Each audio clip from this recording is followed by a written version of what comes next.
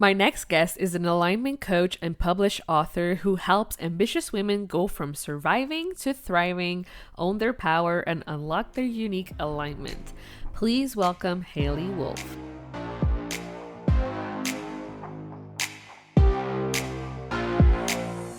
Welcome to the Powerful Female Leaders Podcast. I'm your host, Anna Patricia Bourgeois, certified business coach.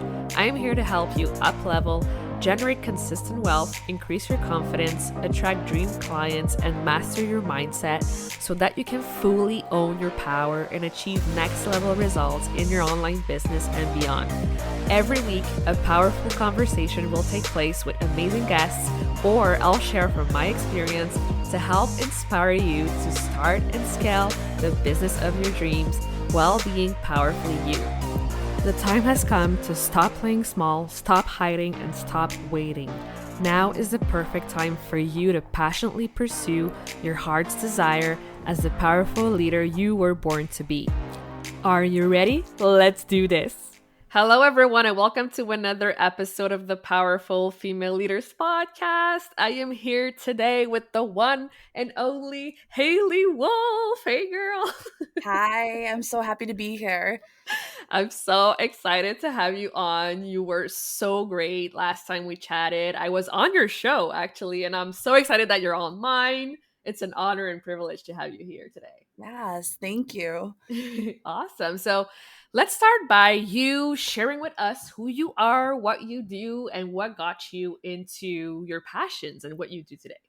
All right, so I'm Hailey Wolf, and I'm an alignment coach and a published author, and I really help ambitious women align with their purpose, feel authentic, and truly thrive in all areas of their lives. Mm-hmm. And we really focus on intentional shifts through mindset, habits, and really finding harmony in your life between hustling and aligning. So finding a mixture of that masculine and that feminine energy, and really just having unwavering self-trust and confidence and clarity on who you are and what your purpose is.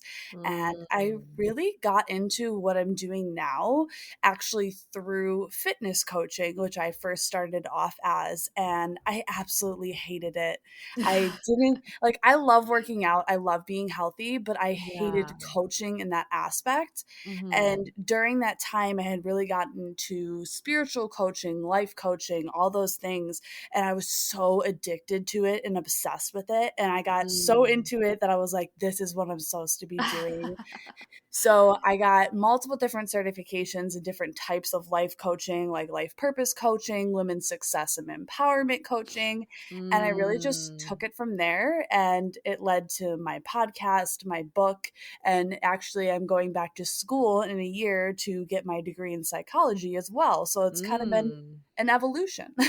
Wow. This is so awesome and so interesting. So, I have a really good question for you. So, let's say that I'm a new entrepreneur, I'm just starting out, and like you, like I have all these certifications, all these things that I know.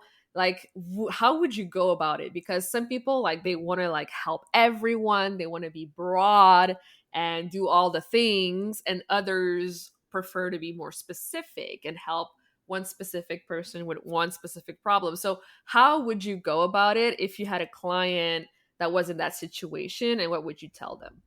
Yeah, so I think personally, and for most people, that you can Mm-hmm. have all these certifications, but Mm-hmm. still not know what you actually want to teach because, or coach about, because a lot of Mm-hmm. the times it's kind of broad, it's kind of vague, and you're like, okay, so I don't know really what to dive into. Mm-hmm. And my experience is use your experiences. What have Mm-hmm. you overcome?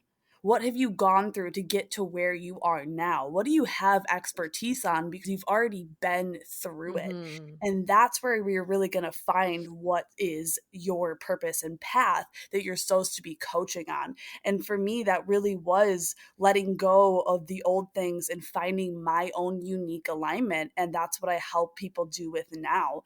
So, and when I talk about finding your purpose, it's really a culmination of, childhood experiences experiences, life-changing experiences, either big or small, your passions and your interests, your hobbies and Mhm. your talents and your skills. And that all adds up to help you find what you're actually supposed to be doing and what your purpose is.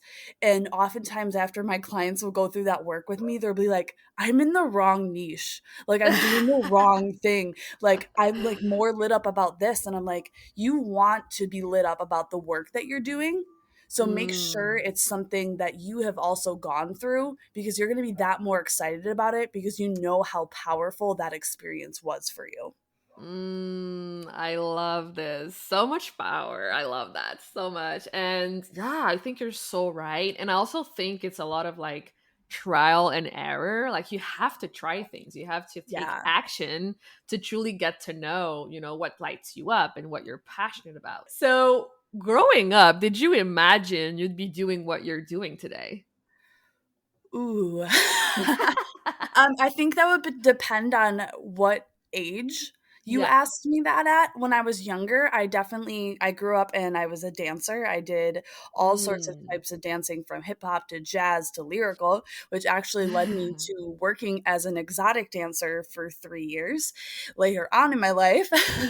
But when I got older, I really like, gotta be honest, in my teen years, I went through some really tough times. I ended up getting pregnant at 17. I dated a guy who Wow. was way too old for me, we'll say the least on that. And he ended up dying, and there's a lot. Yeah, I went through a lot. I ended up going to juvie at one point for a little while. I had a lot of drug charges and different things that I was going through, and at the end of all that, that's when I found out I was pregnant and basically got my life together, but then also decided to give up my daughter for adoption. So when I was during all that, I probably would have told you that I wouldn't have made it to how old I am today. And Wow. honestly, there's still my birthday's next month. So I'm a little emotional talking about this, but like I never thought I would be like getting to this age, like getting to do all the things that I'm doing. I always Mhm. thought I was going to die. And I was living a Wow. life from a place of that I didn't think I was going to make it another year. And now I'm thinking about the next 10 years and the next 20 years, and Mm. it's such a big shift for me. So as a child, no, I would not have thought I would be here now, but it does kind of make sense because I have dealt with so many mental health issues and just substance abuse Mhm. issues, abusive relationships, all the 9 yards. So I think what Mhm. I'm doing now is kind of a culmination of everything that I went through that led up to this. And that's Mhm. why it makes it so much a better experience, because I know without all of that, all the hard times, the good times, the bad times, I wouldn't be where I'm at today. Wow. First of all, thank you so much for opening up and being so vulnerable and sharing that part of your story. And I'm curious to know, like, how did you get through that? Like, what was going through your mind, or what was the thing that kept you, going?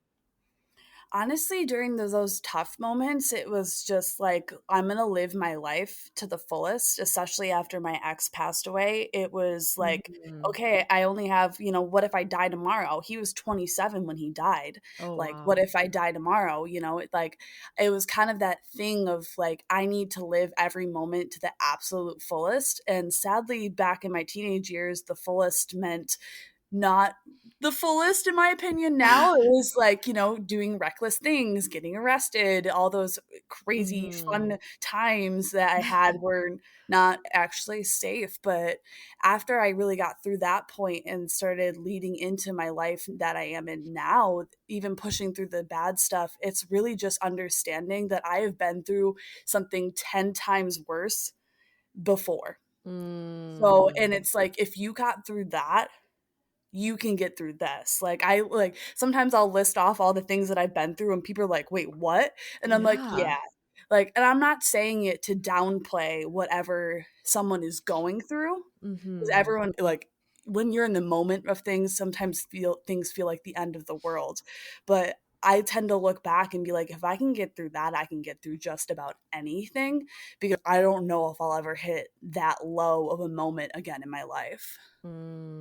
Wow, you are incredible. Like so much resiliency. Like wow, my mind is just blown right now. And I think there's so much value in your story and what you're sharing right now. And I know a lot of people will, be like, hey, I get that. Like, I've been through a rough patch. And it's so inspiring to see Hailey, like, where she is today. And you are the true testimony that anything is possible. And yeah, it's awesome. Thank you so much again for sharing your story. Not a problem. Awesome. So I know you have, like, I follow you on Instagram, obviously. And you talk about the three pillars of alignment. And I want Yeah. you to share with us what those are and how it can help us. All right. So basically, I want to give a rundown of how the three pillars got created Yeah. before I get into it. So when I was going through, like, first got into my healing journey and all that, I had gone through all these different kinds of programs that were telling me to try Mm. this and try that. And I really started to pick and choose what actually worked for me and kind of put it into the three pillars. But also, when I started getting clients, I started picking out things that my clients needed, and also from my own experiences. So it's kind of a mixture of a bunch of different things that culminated together to become something so absolutely amazing.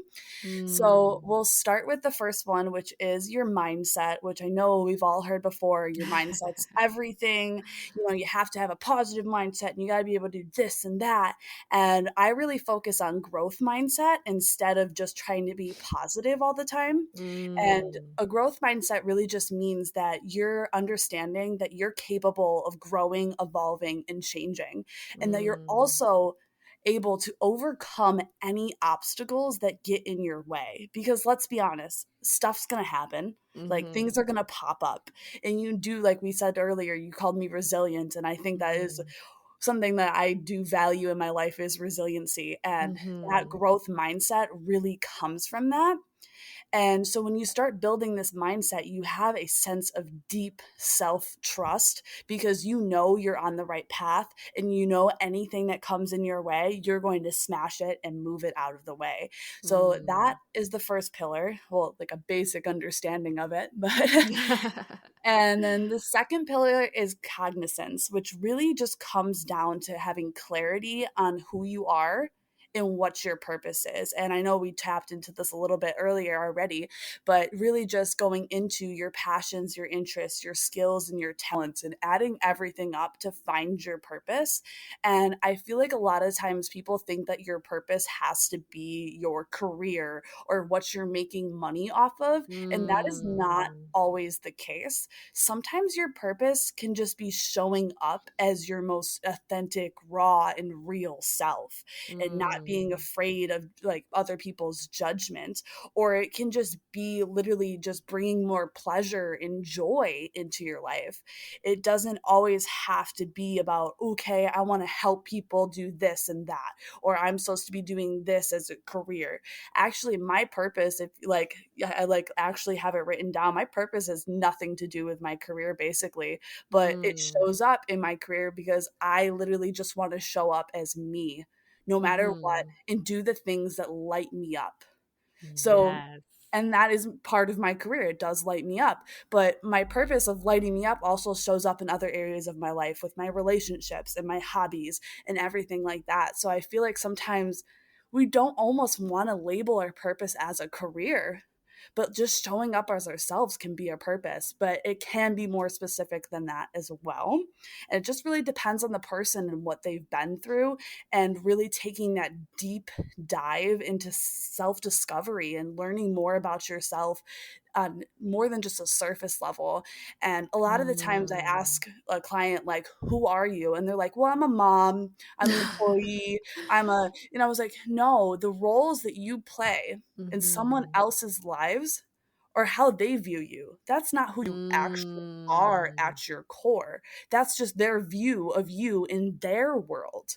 So it's a lot deeper than just putting these labels on yourself, because they aren't Mm. who you truly are. So that is number two. And then we get into the third pillar, which is really just finding harmony and bringing in self love and compassion and setting intentions for how you want to feel. I feel like Mm. oftentimes when we think about intentions, we think about like a specific goal that's like a specific dollar amount and this and that. And goals are great. I think goals are great, but Mm-hmm. having an intention for how you want to feel, whether it's like balanced, harmony, you want to feel joy, passion, and then every decision you make, you can ask yourself, is this in alignment with my intention of how I want to feel? Mm. Because honestly, for most of us, our emotions actually run our life. Like we have Mm. emotions that come from our thoughts and then they create these actions. So if we strive for an emotion instead of just outright plain goals, then it's just so much easier to live your life because you're like, okay, I'm aiming for more pleasure. I'm aiming for more passion. And then every goal you set from that intention is aiming towards that feeling that you're trying to create. Because let's be honest, Mm. the most important moments in our life that we remember weren't because of what someone said or what was going on, but it was the emotion that we felt. And a Mm-hmm. lot of the times when we look like, it sounds horrible to think about, but when you look at people when they're giving like a speech at someone's funeral, they're normally Mm-hmm. not talking about like, they did this, this, and this. They normally talk about stories where they felt an Yeah. emotion with that person. So we're really just chasing emotions, and finding that harmony between that hustling and aligning is going to help you to be able to bring in more emotions and bring in more of that emotion that you want to feel. So that Mm-hmm. is a little bit of a tidbit of it. And there's more like there's so many Yeah. more like subsections under that could go underneath each one that I could literally create like a 5-year long program. I'm not even kidding. Because like it's like you can really dive deep into it.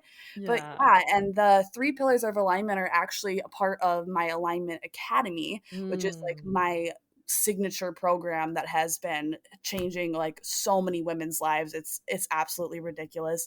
And the outcome of just these three pillars, and it seems so basic, but Mm-hmm. it's just so powerful. It's so good and it's so juicy.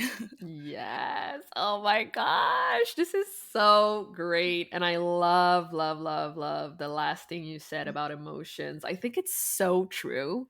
And we're not maybe like consciously aware of this, but like it's just mind blowing when you are aware of it and when you can align to it and like being aware. Like it's everything. Definitely. I think the first step to really start to get to find your alignment is to Yeah. be aware of everything, your thoughts, your Yeah. emotions, your feelings, because without that awareness, you aren't going to want to change because you don't know what's Mm-hmm. wrong. You don't know what's Mm. not working for you. So to have that awareness first about everything that you're feeling and everything that's going on and like the different habits that you may not even notice that you have, or even the Mm-hmm. speech patterns, the way that you talk, the way that you communicate with other people might be not effective. And so it really Mm. comes from just noticing and being aware of everything on such a deeper level. And I do say with my clients, the people who find the most deep alignment in their lives are completely aware and not judgmental of everything Mm. going on and that they're doing. Because without that, they're just like, oh, I don't do that. They get defensive about it, And they're like, Mhm. they don't notice what the problems are. They don't notice where they're self sabotaging themselves. So I think awareness is really like just an eye-opening experience too, to be able to accept that maybe you aren't doing everything right, and that's Yeah. sometimes hard. Like I know for me personally, I have a horrible communication pattern with my boyfriend that I have been working on for months, but Mm. it took me a while to be able to accept that I even had that problem, because I was like, Mm. I don't do that. But I really don't. Like, no, and he'll call me out on it, and I'm like, okay, I'm doing it again. Like, but I think that awareness is just the Yeah. first start to everything following after that. Yes. Oh, this is so good. I'm so glad we're having this chat. I know this is gonna help a lot of people out there who are listening to this. Yeah, start to create and raise that awareness for Yeah, sure. definitely. Yeah. So I ask this to everyone who comes on the show, and I cannot wait to hear your version. Okay. For you, what does it mean to be a powerful leader? Ooh. I think to be a powerful leader is really owning who you are Mm-hmm. and not trying to copy, because there's like everyone's like, this is how you lead, this is how you're supposed to lead and be powerful as a leader. But I think your power comes from owning who you are, showing up as your most authentic and real self, and not hiding anything back. I feel like Mm. oftentimes our real authentic self is actually the things that we're afraid to show people. And I did a post on this, and sadly it got deleted because my Instagram got hacked, but I said the most authentic version of me is not wearing pants. And it was so Yes. true. It is so true. Like, that's just who I am. That's who I like, how I exuberate who I am. It's like, I hate pants. That's a part of Mm-hmm. me. And that's showing, most people are afraid to post a picture in their underwear on Instagram. But I'm like, I work in my underwear all the time. That's my authentic self. So I think when it comes to leading, it's showing up as who you are and using your innate abilities and your skills and your talents, and doing so in a way that feels good for you, because then you're going to feel that power within you. You're going to feel powerful while you're doing it, because you're showing Mm. up as the version of you that you truly are, not somebody who's pretending to be fake, or somebody who's trying to show up in a certain way because that's how they feel like they're supposed to show up. Mm. I feel like a lot of Mm. people think that too, like, as a leader, you have to show up in a certain way as a professional. And Mm. what's your definition of professional? Because my definition's completely different than anyone else's. Like, my definition of professional, it still involves swear words. For most people, that's a no-go. So it's really all your version of it. Mhm. And then the people that you're leading, if they really like your style and who you are and love that type of energy that you give off, they're going to follow you. They're going to go right by Mm. your side. But you're not going to be for everyone either. Some people aren't going to Mm. like the way you lead, or the way you talk, or the way you swear, or the way you don't wear pants. Like, some people aren't going to like that, but that's fine, because the people that are for you, you're going to feel so good and aligned with, and you're going to make a major impact on their life. Oh my gosh. So good. Okay, I'm declaring today I haven't worn a bra in 3 years. Girl, me neither. I love you. Like, they're so uncomfortable. They're so uncomfortable. Like, who wants to wear that? And then you get all sweaty and gross and like, God. Like, and I know they're supposed to like help so you don't like get all saggy and stuff, but they're gonna get saggy anyway, so who cares? Like, Oh my just gosh. being honest. Yeah. Ah, you're so amazing. I haven't had this much fun on an interview in a while. So Well, I'm very happy you like me. yeah, you're awesome. To be honest, like you're truly amazing. And yeah, let us know like where can people go to connect with you further online and follow you and learn more about your services. Yeah, so I am on Instagram and TikTok. I'm trying to get my old username back on Instagram because I did get hacked and had to start a new account. So Yeah. on TikTok, it's I am Hailey Wolf, and then on Instagram, it's I am Hailey Wolf with a 1 at the end. Yeah. So it's not much of a difference, but hopefully they said I can get that back. But you can also find me on the Hustle and Align podcast, where of course I had you on as a guest, which was Yes. absolutely amazing. And also you can find me on hustleandalign.com if you want to find all of those links. So yeah. Amazing. Well, thank you so much again for coming on the show. You're truly amazing. And we're definitely going to keep in touch. That's for sure. Thank you so much.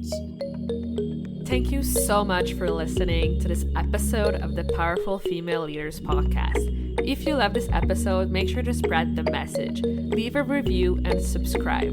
I would forever be grateful for you. I also want to hear from you, and I want to know your feedback and your questions for future episodes. So don't be shy, say hi, and send me a message at Powerful Female Leaders Podcast on Instagram. Until then, I'll see you on the next episode.